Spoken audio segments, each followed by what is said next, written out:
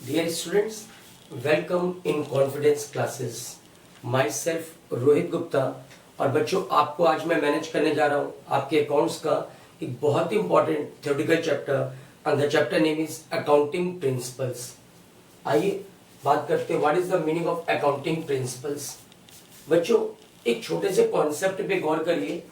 आज से कई साल पहले आपके जो अकाउंटिंग स्टेटमेंट होते थे उनका यूज सिर्फ प्रोप्राइटर के लिए होता था। एक प्रोप्राइटर अपनी फाइनेंशियल पोजीशन जानने के लिए, अपनी प्रॉफिटेबिलिटी को चेक करने के लिए अकाउंट्स बुक बनाता था, फाइनेंशियल स्टेटमेंट तैयार करता था।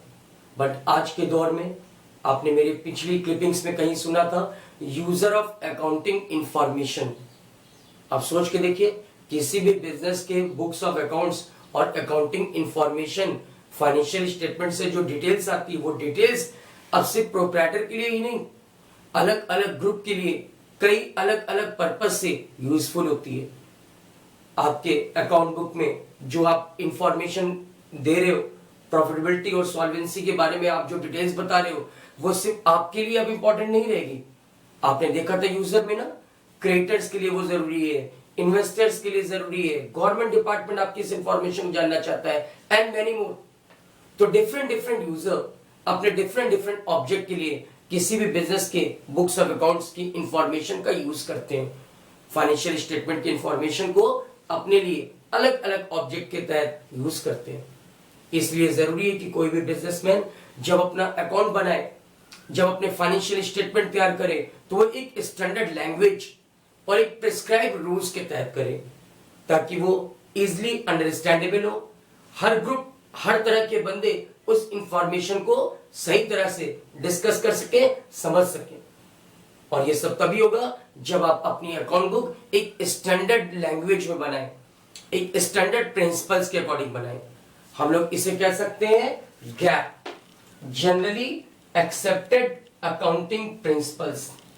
बच्चों, ये जरूरी है कि हम बिजनेस में जो फाइनेंशियल स्टेटमेंट तैयार कर रहे हैं, हम बिजनेस में जो अकाउंट्स बना रहे हैं, वो अकाउंट्स कुछ ऐसे प्रिंसिपल्स पर हो जो यूनिवर्सल, आप कह सकते हो ये कुछ ऐसे प्रिंसिपल्स हैं जो जनरली एक्सेप्टेड है।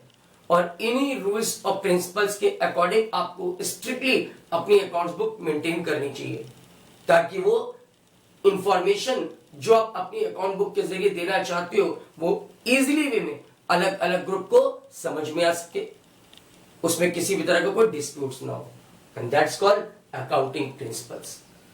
आइए अपने इसी कॉन्सेप्ट के ब्याप पे हम बात करते हैं नेचर ऑफ अकाउंटिंग प्रिंसिपल्स की, फीचर्स ऑफ अकाउंटिंग प्रिंसिपल्स की। Now please come to my assignment, it's accounting principles. बच्चों, मैंने आपको देखिए दिया हुआ है nature and characteristics of accounting principles. See that point number 1, accounting principle are uniform set of rules और guideline developed to ensure uniformity and easy understanding of the accounting information।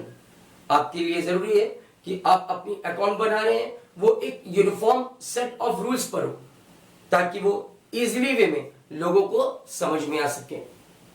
अगर आप अपनी अकाउंट बुक किसी और basis पे बनाते हो, कोई ऐसे रूल्स जो आपने खुद डेवलप किए हैं, तो नो डाउट वो इंफॉर्मेशन आपके लिए तो यूजफुल हो सकती है, लेकिन अदर ग्रुप के लिए वो इंफॉर्मेशन किसी भी तरह की यूज की नहीं रहेगी।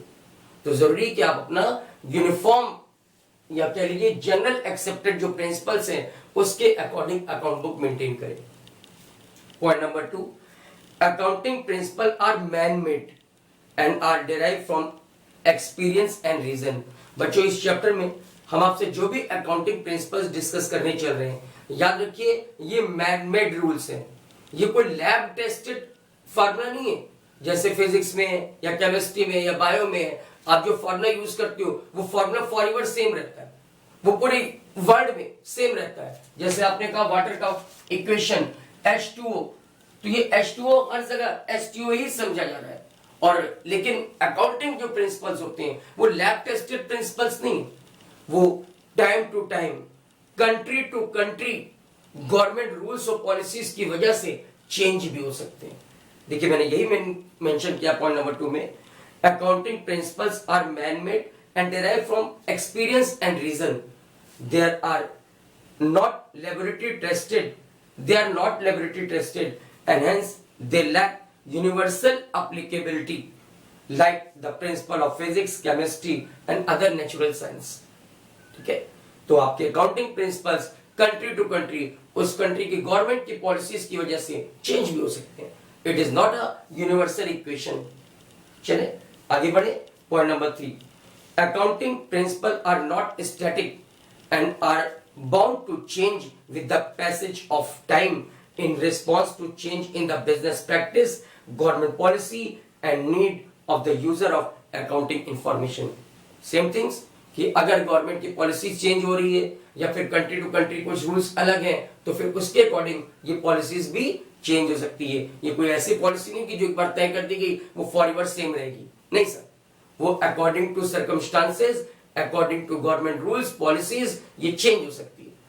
नेक्स्ट है point number 4, the general acceptance of an accounting principles depend upon how will it satisfy the following 3 criteria: relevancy, objectivity और फेसिबिलिटी. बच्चों, अकाउंटिंग प्रिंसिपल्स के लिए जरूरी है कि वो आपकी इन 3 क्राइटेरिया को पूरा करे. पहला है रेलेवेंसी, मींस जो यूजर आपकी अकाउंट इंफॉर्मेशन का यूज करना चाहते हैं, जो जिस तरह की इंफॉर्मेशन चाहते हैं, ये जरूरी कि आपकी बुक्स ऑफ अकाउंट उस इंफॉर्मेशन को उन्हें प्रोवाइड करें, वो रेलेवेंट इंफॉर्मेशन उन्हें प्रोवाइड की जाए. पढ़िए जरा. A principle is relevant if it result in information that is useful to the user of accounting information. Second criteria है ऑब्जेक्टिविटी. बच्चों, आपकी अकाउंटिंग इंफॉर्मेशन किसी भी तरह से आपके पर्सनल जजमेंट या पर्सनल बायस से इफेक्टेड नहीं होना चाहिए. ये किसी ऐसी वजह से इफेक्टेड ना हो जो लगे कि पार्शियलिटी है. फॉर एग्जाम्पल मैंने आपको लिख के दिया है, a principle is objective if it is free from personal bias and judgment of those who furnish the information. जो बंदे अकाउंट बना रहे हैं वो उनके पर्सनल जजमेंट से इफेक्टेड नहीं होना चाहिए. यानी आप जो भी अकाउंटिंग इंफॉर्मेशन यूज करें, जो आप अकाउंट का पैटर्न बनाएं, वो अकाउंटिंग पैटर्न वो उस प्रिंसिपल्स की बेस पे होना चाहिए जो मैं यहाँ पे डिस्कस कर रहा हूँ. किसी भी तरह से आप अपने हिसाब से चीजों को चेंज नहीं करेंगे, अदरवाइज वो इंफॉर्मेशन आपके लिए तो यूजफुल हो सकती है बट जो अदर पार्टीज है उनके लिए वो इंफॉर्मेशन बिल्कुल बेकार है. और थर्ड है आपका feasibility. A principle is feasible if it can be applied without undue complexity और कॉस्ट. आपकी अननेसेसरी इन अकाउंटिंग प्रिंसिपल्स की वजह से कॉस्ट इंक्रीज नहीं होनी चाहिए और आपके अकाउंट बहुत ज्यादा कॉम्प्लेक्स नहीं होना चाहिए. अदरवाइज वो जो यूजर है वो आपकी इंफॉर्मेशन को सही ढंग से न समझ पाएंगे और न उससे वो अपने पर्पस में यूज कर पाएंगे.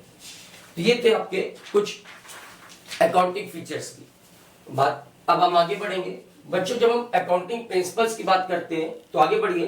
Accounting principle are describe by various terms such as assumption, conventions, concept, doctrine or postulates etc. These principles can be classified mainly in 2 categories. जब हम अकाउंटिंग प्रिंसिपल्स की बात करते हैं तो अकाउंटिंग प्रिंसिपल्स को आप 2 कैटेगरी में बांट सकते हो and that is accounting concept और assumption.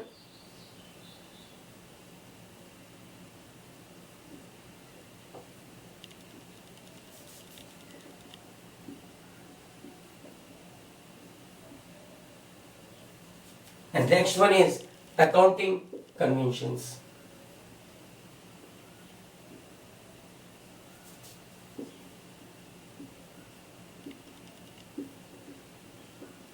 आइए बात करेंगे पहले अकाउंटिंग कॉन्सेप्ट और एजम्पशन की.